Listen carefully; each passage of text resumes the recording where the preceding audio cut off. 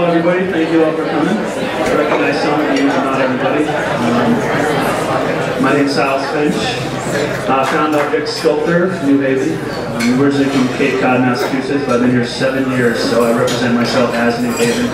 I'm completely in love with New Haven, and I'm probably never going to leave. I was going to show you 4 styles of my work: vessels, boards, creatures, and organics.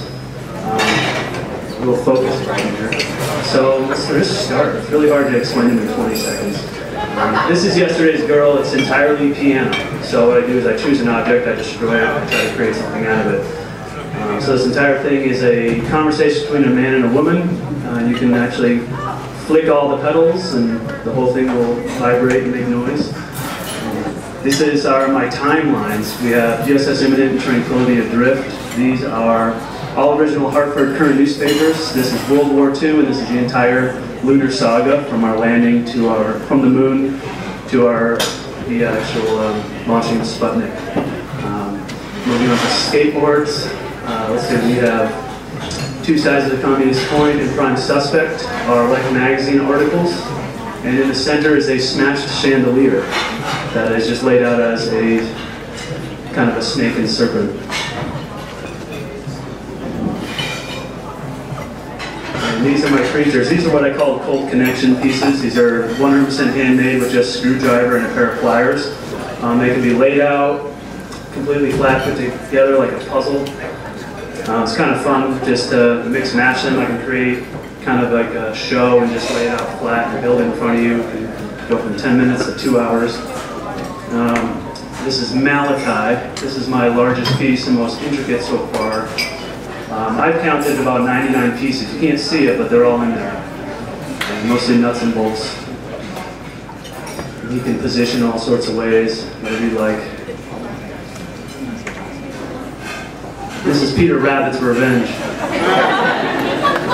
And the rabbit is a 1950s hand-sewn rabbit, and when I found him, I couldn't manipulate him. I just felt he needed a vehicle, kind of a vessel for his revenge. And, sometimes you can notice these are all wood clamps, wood planers. So this is my organics. Now this is uterus and stillborn. These are wood molds from the New Haven pipe bending factory. I'm sure many of us have gone, kind of been in there a few times. I take just 2 articles, wood or bone, or pure organics such as shell, leather, anything that was naturally made. This is 9 horseshoe crabs turned into 1. And it's also connection between male and female. I interlock the legs and put the legs in reverse. It's really hard to see, I'm sorry, but it's all held together by drawer pulls. So again, cold connection is the ability to create sculpture without bonding or welding or gluing. So everything is just done basic by hand. Yes, it's real. And if anybody can tell me how it can be so self-preserved, I'd really love to know. This was found in the abandoned dump in Fairhaven from the 40s. There's an entire female carcass, completely hollowed, but completely shellacked and solidified. And this is a float. This is my father's 1935 skiff that I just pulled the bottom off and created the layout. And again, I'm sorry for the fuzziness. It's a little bit of focus.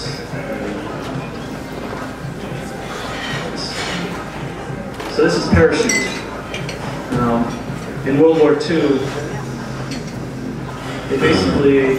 the women would bring back their parachutes and be sewn into their gowns because silk wasn't allowed to be produced.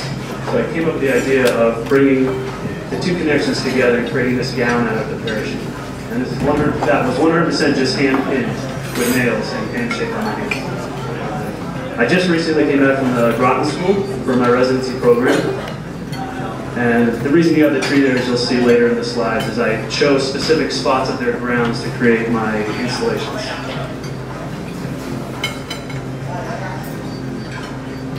This is my fox capture.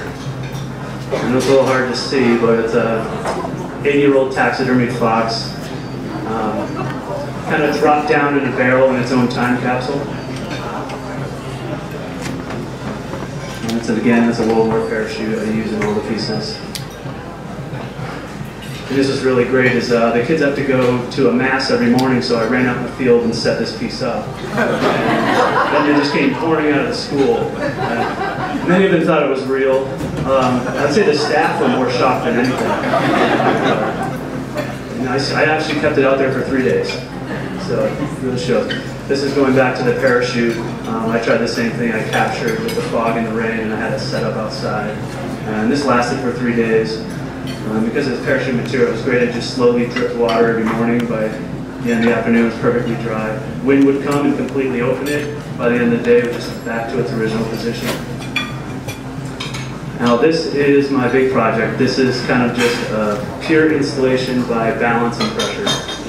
And this is all put together just one piece at a time. It's actually still up, believe it or not. It lasted 2 storms. And no manipulation to the tree at all. It's a very Andy Goldsworthy inspired style construction. Same thing. Very safety on the ladder, but as long as you got a hand on the tree, you're okay.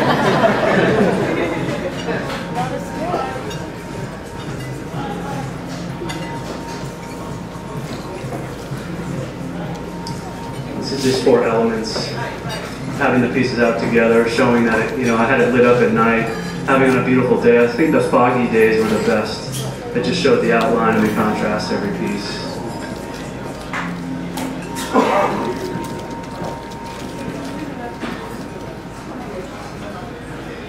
And again, this is all my information. If you'd ever like to stop by, I'm right around the corner at 39 Church Street. And also, if you ever hike around Orange Street, you can find my pieces in the trees. If you recognize the bridge, I always work with this one tree on the left. I would say there'll be another piece in there by next month.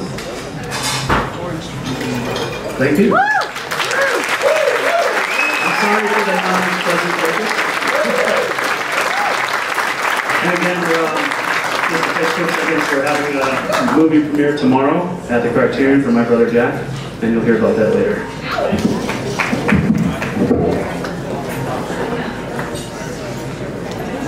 It's funny.